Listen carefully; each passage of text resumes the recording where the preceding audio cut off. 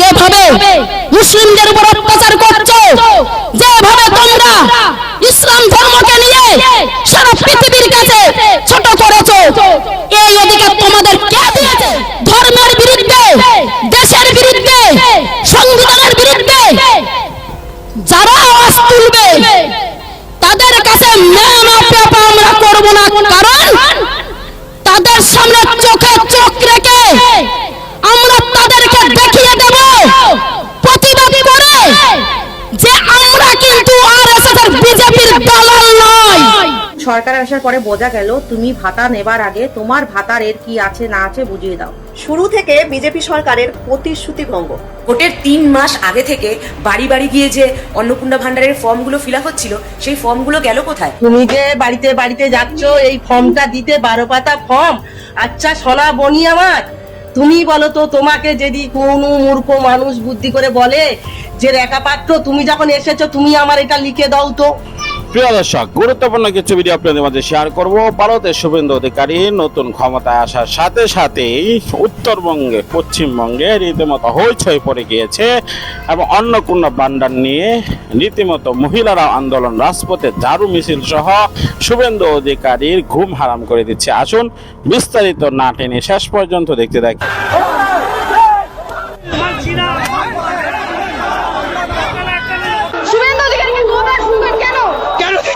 ওই হিন্দু মুসলমানের লড়াই বাঁধাচ্ছে, এই চুরি গোবেক ও কেন মুসলমানদের অপরাধ কিনা করছে, সেইটাই চাই আমরা দেখতে। প্রত্যেকটা ঘটনার আগে ও কি করে বলে যে এই দিনে অমুক দিনে একটা করে বোমা ফাটাবো, তার মানে বোমা ফাটানোর বিভিন্ন রসদ শুভেন্দু অধিকারীর কাছে প্রস্তুত আছে।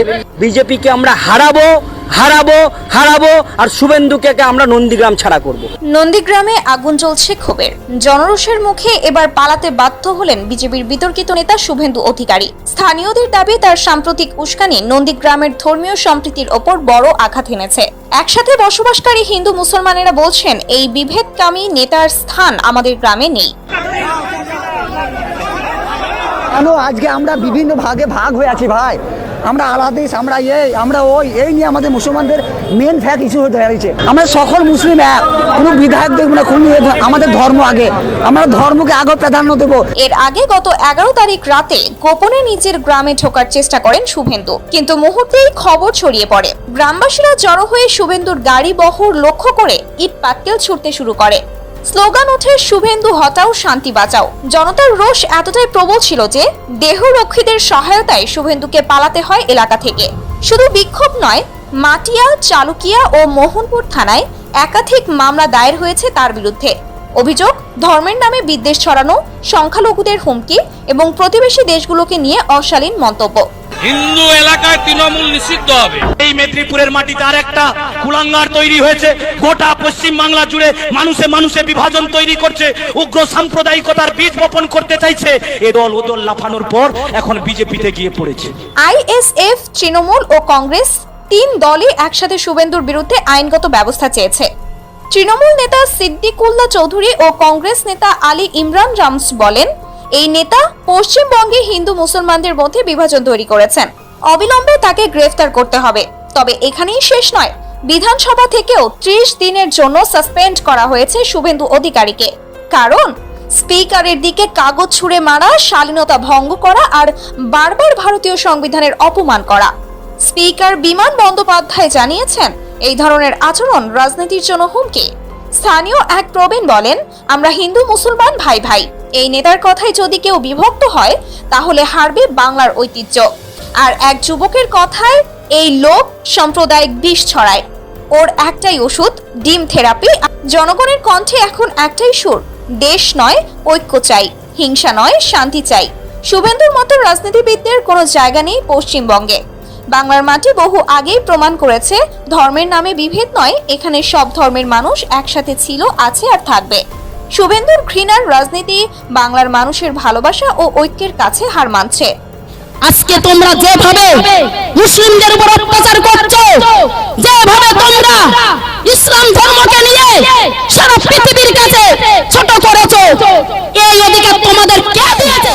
ধর্মের বিরুদ্ধে, দেশের বিরুদ্ধে, সংবিধানের বিরুদ্ধে যারা আওয়াজ তুলবে তাদের কাছে আমরা করব না, কারণ তাদের সামনে চোখে চোখ রেখে আমরা তাদেরকে দেখিয়ে দেব প্রতিবাদ করে যে আমরা কিন্তু আরএসএস এর বিজেপির দালাল নয়। আমরা মাটি প্রেমী, আমরা দেশ প্রেমী, আমরা প্রত্যেকটা ধর্ম এখানে এক জায়গায় উপস্থিত হয়েছি। এবং যেসব মৌলবী সাহেবরা ওনাদের মূল্যবান টাইমটাকে ব্যয় করে ওনারাও কিন্তু এত সুন্দর বক্তব্য রাখলেন। আমি ওনাদের বক্তব্যটাই গাড়ির মধ্যে থেকে শুনতে পাইনি, গাড়ির থেকে যখন নেমেছি তখন আমি শুনতে পেয়েছি। সত্যি এত সুন্দর বক্তব্য দিয়েছে, জাতি ধর্ম বর্ণ নির্বিশেষে প্রত্যেকটা সম্প্রদায়ের ঐক্যতার একতার কথা বলেছে। তো আমরা সবসময় একটা কথাই ভাববো আমরা, যে প্রথমে আমাদেরকে মনে রাখতে হবে এটা কিন্তু আমাদের একতার ভারতবর্ষের মাটি, ভালোবাসার মাটি, রাম রহিমের মাটি, মিলন বন্ধনের মাটি, সম্প্রীতির মাটি, ভ্রাতৃত্বের মাটি। আর লাস্টে আর একটা কথা বলবো যে এটা বিদ্রোহী জীবনের মাটি। কিন্তু বিদ্রোহী জীবনের মাটিতে দাঁড়িয়ে যদি আমরা নাথুরাম প্রেমী হই, গডসে প্রেমী হই, সাবারকার প্রেমী হই, গোলওয়ার্কার প্রেমী হই, তাহলে আমরা কেমন করে সম্মান করব, কেমন করে ভালোবাসবো আমাদের দেশনায়ক নেতাজি সুভাষচন্দ্র বসুকে? কেমন করে ভালোবাসবো, কেমন করে সম্মান করব আমাদের মৌলানা আবুল কালাম আজাদ সাহেবকে? তার জন্য আমাদের একটাই লড়াই, আমাদের জাতির বিরুদ্ধে, ধর্মের বিরুদ্ধে, দেশের বিরুদ্ধে, সংবিধানের বিরুদ্ধে যারা আওয়াজ তুলবে তাদের কাছে আমরা করব না। কারণ তাদের সামনে চোখে চোখ রেখে আমরা তাদেরকে দেখিয়ে দেব প্রতিবাদ করে যে আমরা কিন্তু আরএসএস এর বিজেপির দালাল নয়। আমরা মাটি প্রেমী, আমরা দেশ প্রেমী, আমরা প্রত্যেকটা ধর্ম প্রেমী। আর সেই ধর্ম প্রেমের মধ্যে, একতার মধ্যে, ঐক্যতার মধ্যে, মিলন বন্ধনের মধ্যে, ভালোবাসার মধ্যে কেউ যদি আঙুল গলায়, কেউ যদি অসম্মান করে কোনো ধর্মকে নিয়ে, তাদের হাত গুড়িয়ে ভেঙে আমরা টুকরো টুকরো করে দেবো। তাই এর কি আছে না আছে বুঝিয়ে দাও। শুরু থেকে বিজেপি সরকারের প্রতিশ্রুতি ভঙ্গ। ভোটের 3 মাস আগে থেকে বাড়ি বাড়ি গিয়ে যে অন্নপূর্ণা ভান্ডারের ফর্মগুলো ফিল আপ হচ্ছিল, সেই ফর্মগুলো গেল কোথায়? প্রথমে উনি বলেছিল ভোটের আগে যে সমস্ত মহিলারা লক্ষ্মীর ভান্ডার পায় তারা সবাই অন্নপূর্ণা ভান্ডার পাবে, শুধুমাত্র অভারতীয়রা তারা পাবে না। এটা কিন্তু ভোটের আগে বলেছিল।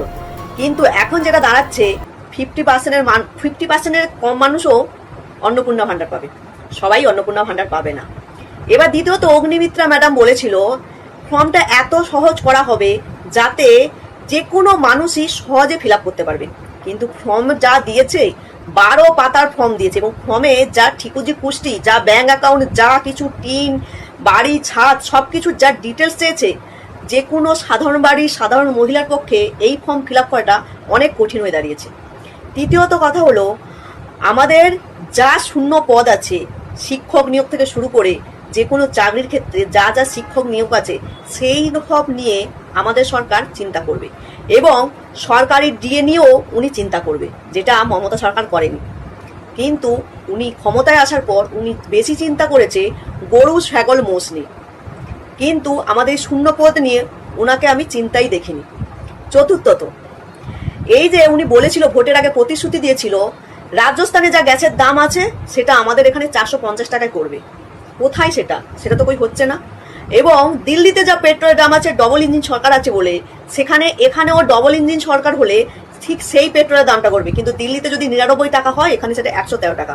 উল্টে রেজাল্ট বেরোনোর পর 4 বার তেলের দাম বেড়ে গেছে, অথচ দিল্লির যা দাম এখানে তার দাম নয়। কথাটা হচ্ছে আপনি দাম বাড়াতেই পারেন, কিন্তু ভোটের আগে আপনি যা প্রতিশ্রুতি দিয়েছিলেন, যা বলেছিলেন, কিন্তু রেজাল্ট বেরোনোর পর সেই প্রতিশ্রুতির সাথে কোনো ম্যাচই করছে না। এবং নিয়োগ পরীক্ষা কোথায়? ডিএ নিয়ে আপনি বলেছিলেন, সে তো ডেট পিছিয়ে দেওয়ার জন্য আবেদন করেছেন। একের পর এক প্রতিশ্রুতি। তাছাড়া আসার পরেই হচ্ছে হকার উচ্ছেদ হচ্ছে, মানুষ কাজ পাচ্ছে না, কিন্তু প্রচুর লক্ষ লক্ষ হাজার হাজার মানুষ বেরোজগারি হয়ে গেল, প্রচুর মানুষ বেরোজগারি হয়ে গেল। কিন্তু মানুষ তো রোজগার চায়, পরিবর্তন চায়, স্বচ্ছ ভারত অবশ্যই চায়। সরকারি সম্পত্তি সরকার করেছে সেটা মেনে নিলাম, কিন্তু প্রচুর প্রচুর মানুষ যে বেরোজগারি হয়েছে তাদেরকে নিয়ে সরকার একটু চিন্তা করুন। বা নতুন নিয়মের ফলে যে গরু ব্যবসায়ীগুলো বিপদে পড়েছে তাদেরকে নিয়েও চিন্তা করুন, কারণ উনি বলেছিল হিন্দু হিন্দু, ভোটের আগে বলেছিল, কিন্তু সব থেকে বেশি বিপদে পড়েছে হিন্দু গরু ব্যবসায়ীরা, যারা জানতো না নতুন নিয়ম চালু হয়ে যাবে, তাহলে তারা এত এত গরু পুষতো না, এই করে তারা জীবিকা নির্ভর করেছে। একের পর এক প্রতিশ্রুতি ভঙ্গ হয়েছে। আমার কথাটা হলো, সরকার ভোটের আগে যা বলেছিল ভোটের পরে সেটা ম্যাচ করছে না। এই সমস্ত কথা শুনে অনেকে আমায় গালি দেবে, কিন্তু সত্যি কথা বলতে কষ্ট কিসে। আর রইল বাকি, আমি লক্ষ্মীর ভান্ডার প্রথমেও পেতাম না, এখন তো পাবোইও না, কিন্তু যেহেতু উনি বলেছিল সেটাই আমি বলতে এলাম। অন্নপূর্ণা ভান্ডার নেবার আগে অন্নপূর্ণা ভান্ডার যে নেবে তার নারায়ণের ডিটেলস পুরো সরকারের হাতে তুলে দাও। যেমন ব্যাংকের বই ডিটেলস, বাড়ির যে কজনের আছে, তার আধার কার্ড, তার ভোটার কার্ড, প্যান কার্ড, তার গাড়ি আছে কিনা, তার বাড়ি আছে কিনা, সমস্ত কিছু নারায়ণের ডকুমেন্টস সরকারের হাতে তুলে দাও। তারপরে বলছি, ওই অন্নপূর্ণা দেওয়া হচ্ছে মেয়েদেরকে। যে অন্নপূর্ণা ভান্ডার পাবে তার আধার কার্ড, ভোটার কার্ড, ব্যাংকের বই এবং মেন জিনিস বিএলওর কাগজ, ভোটটা সে দিয়েছে কিনা, সেই সব না করে বাড়ির ঠিকানা, কুষ্টি, কত ইনকাম না, সব কিছু তুলে দাও। এখানে চালাকি হচ্ছে অন্নপূর্ণার ভান্ডার না দেওয়ার জন্যে।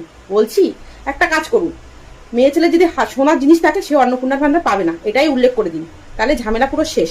একটাই কথা বলতে পারবে, দেবো বলেছিলাম, গয়না আছে এই কারণে দিচ্ছি না। তুমি বেকার হবে না, তোমার ভাতারের যা আছে তোমার ভাতারের উপরে নির্ভর করবে তুমি ভাতা পাবে কিনা। তোমার ভাতারের যদি নিঃস্ব থাকে, গাড়ি বাড়ি কিচ্ছু না থাকে, তাহলে তুমি অন্নপূর্ণার ভাতা পাবে। মানে তোমার ভিখারি হতে হবে আগে, ভিখারি। ভোটের 3 মাস আগে থেকে বাড়ি বাড়ি গিয়ে যে অন্নপূর্ণা ভান্ডারের ফর্মগুলো ফিল আপ হচ্ছিল, সেই ফর্মগুলো গেল কোথায়? আর ভোটের আগে শুভেন্দুবাবু মঞ্চে দাঁড়িয়ে যে ভাষণ দিয়েছিল 1 জুন থেকে 3000 টাকা করে সবার অ্যাকাউন্টে ঢুকে যাবে, এখন তো তার কথার সুরও বদলে গেছে। এখন নাকি তাদের ইনরোলই তৈরি হয়নি, এখন নাকি আরো 3 মাস সময় লাগবে 3000 টাকা ঢুকতে।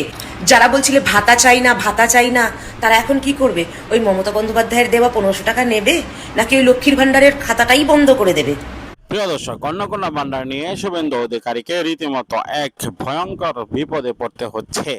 অন্নপূর্ণা ভান্ডার নিয়ে শুভেন্দু অধিকারী যে বিপদে পড়বেন সেটা সে নিজেও বুঝতে পারেনি, অবশেষে তার বুঝতে হচ্ছে। কেননা অন্নপূর্ণা ভান্ডারের যে নিয়ম কানুন তিনি চালু করেছেন, হিন্দুরা খেপে গিয়েছে, নারীরা রীতিমতো খেপে উঠেছেন শুভেন্দু অধিকারীর উপর, বিজেপি সরকারের উপর। প্রিয় দর্শক, লাইক শেয়ার সাবস্ক্রাইব করে আমার সাথেই থাকুন। বিদায় নিচ্ছি, আসসালামু আলাইকুম।